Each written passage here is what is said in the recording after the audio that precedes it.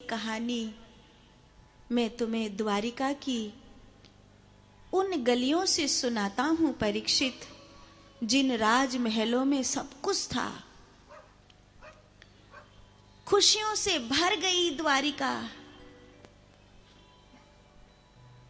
रुक्मिणी जी के आने से घर में चहुं ओर, राज्य में चहुं ओर आनंद की लहर जैसी उठ रही थी। लेकिन तभी रुक्मिणी जी के प्रथम पुत्र प्रद्युम्न को, जो अभी 10 दिन का भी नहीं हुआ था, उसे एक संबरासुर नाम का राक्षस लेकर चला गया। वो जानता था कि ये भविष्य में मेरा शत्रु है, ये भविष्य में मेरा काल बनेगा और इसे मारने से मेरे 2 कार्य सिद्ध होंगे। एक, भविष्य का मेरा शत्रु मर जाएगा, और दूसरा, पूरे आर्यावर्त को ये पता चल जाएगा कि कृष्ण भगवान नहीं है। जो अपने पुत्र की रक्षा नहीं कर सकता, वो संसार की रक्षा क्या ही करेगा। तो इस तरह 2 कार्य कर हो जाएंगे मेरे। और उसने योजना बनाई। प्रसूति का गृह से नन्हे बालक प्रद्युम्न को चुराकर एक लवण नामक समुद्र में फेंक दिया, जिसमें किसी भी मनुष्य का बचना संभव नहीं था। लेकिन जाको राखे साइया, मार सके ना कोई। जाको राखे साइया, मार सके ना कोई। बाल न बाको कर सके, जो जग बैरी होए। बाल न बाको कर सके, जो जग बैरी हो।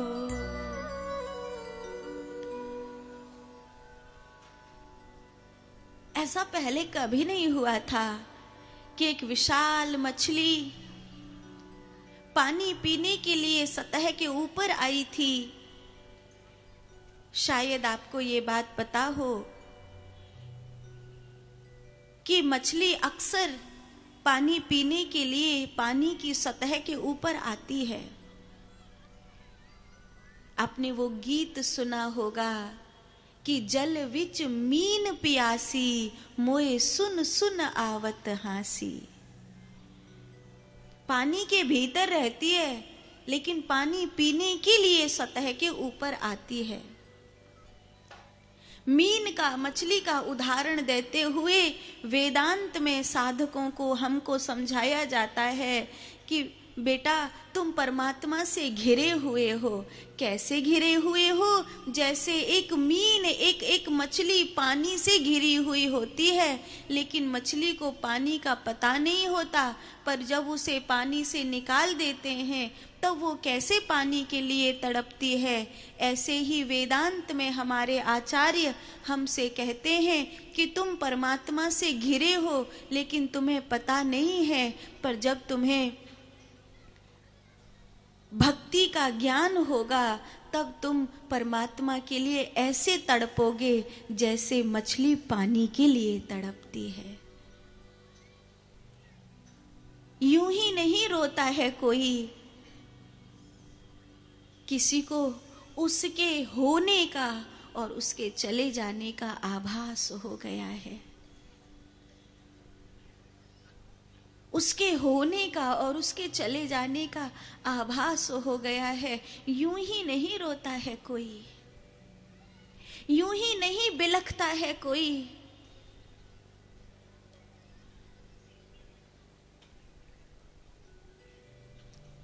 जब तक वो था,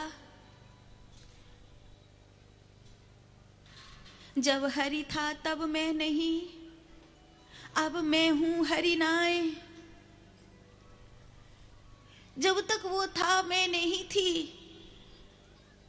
जब मैं हुई तब वो चला गया। भक्त रोता है, मुझे अपना आपा छोड़ देना चाहिए, तू ही तो है, तू ही है। शरणागति हो जानी चाहिए। कैसी शरणागति? जैसे मछली पानी में अपने आप को छोड़ देती है, ऐसी शरणागति। ये वेदांत का सूत्र है। वेदांत का सूत्र है, जैसे मछली पानी में अपने आप को छोड़ देती है, ऐसे ही तू भी परमात्मा में अपने आप को छोड़ दे। वो मछली उस बालक को निगल गई। दैवीय योग देखो कि मछुआरों ने मछली पकड़कर वही मछली संबरासुर के घर भेज दी। शत्रु जिसे मारा था वो खुद संबरासुर के घर पहुंच गया। और जब वो बड़ा हुआ, राज विद्या, शस्त्र विद्या, शास्त्र विद्या में निपुण हुआ, विद्यावती ने उसे पाल पोस कर बड़ा किया। मायावती ने उसे 8 मायाएं सिखाई। रति के साथ उसका विवाह हुआ, क्योंकि वो जो प्रद्युम्न है वो कामदेव का जन्म है धरती पर मनुष्य के रूप में। जब शिवती सर नयन उघारा, चितवत काम भयउ जरी छारा। भोले बाबा के त्रिनेत्र खुलने से कामदेव जलकर भस्म हो गया था। संबरासुर के पापों का अंत करके संबरासुर के पुत्र को उसका राज्य देकर वापस अपनी नगरी द्वारिका में नारद जी के साथ जब प्रद्युम्न आए, तब तक द्वारिका में बहुत कुछ हो चुका था। द्वारिका में तब तक बहुत कुछ हो चुका था। भगवान कृष्ण का पूरा परिवार 16,108 रानियों का है।